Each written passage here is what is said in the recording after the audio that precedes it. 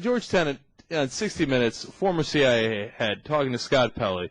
And he said a lot of interesting things. We broke a lot of it down for you yesterday. The more I think about it, the angrier I get at Tenet and what a punk he is. But anyway, let's save that for the moment being. Let's do his torture clips here. Because, I mean, these are so telling, And it not only tells you whether we did torture, but it tells you what a clown Tenet is. Here he is talking to Scott Pelley about torture. You know, the image that's been portrayed is we sat around the campfire and said, oh boy, now we go get to torture people. Well, we don't torture people. Let me say that again to you. We don't torture people. Okay? Come on, George. We don't torture people. Khalid Sheikh Mohammed, we don't torture people. Waterboarding, we do not. I don't talk about techniques and we don't torture people. Now listen to me. I want you to listen to me. So the context is it's post 9/11. I've got reports of nuclear weapons in New York City, apartment buildings that are going to be blown up, planes that are going to fly into airports all over again, plot lines that I don't know. I don't know what's going on inside the United States, and I'm struggling to find out where the next disaster is going to occur. Everybody forgets one central context of what we lived through. The palpable fear that we felt on the basis of the fact that there was so much we did not know. So you did torture people. What kind of answer is that, man? I mean, it's as clear as day. Yeah, we do not torture people. You do not torture. We were under tremendous pressure, Scott. And we did not know things, and we had to know it. So that's why we tortured them. You're bragging about not knowing anything. Right. Bragging about it. No, Ben. We do not torture people. We do. Let me say it again. We do not torture people. Now let me tell you why we did it. And then there was two great lines in there. Damn, one was Scott Pelley saying, "Come on, George." Come on, George. I'm going to say that to you every once in a while. Come on, Ben. George. and then Tenet had a great line back at him that was very funny. But no, say it. Jesus has got it. Open up the mic there. No.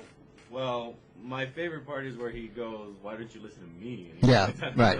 Yeah, you listen to me, Scott. That's what it is. Yeah. No, you listen to me, Ben. I'm going to use that one from now on. And he's all moving in the chair, and he's uncomfortable. And oh, that was the other funny part of the interview that I liked. I mean, here's Tenet. Yeah, let me tell you something, all right? He's moving around like we don't torture people. Moving around like Tom Arnold.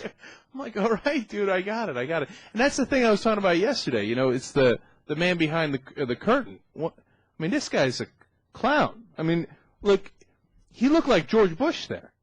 Yeah, you're stuck on that. I don't get that. I mean, I thought it was a revealing interview about George Tenet and about George Bush and Dick Cheney. I mean, I think we learned a tremendous amount from his piece and this interview, a tremendous amount. I mean, you know, as always, it's all confirmation of stuff you already believe. No, you listen to me, Ben. Okay. No, the overwhelming sense I got from Tenet, and I know, look, what he says about Cheney, obviously true, yada, yada, yada, and he really thought there was weapons of mass destruction, et cetera, right? But I got a sense of this is a guy who is not on top of it. He's just not on top of it. He doesn't have a grasp of it.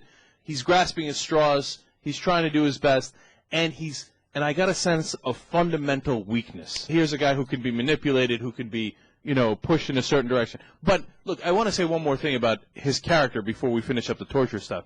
It seemed to me he was 1,000 times more outraged that he was betrayed than that the country was betrayed into going into the Iraq War.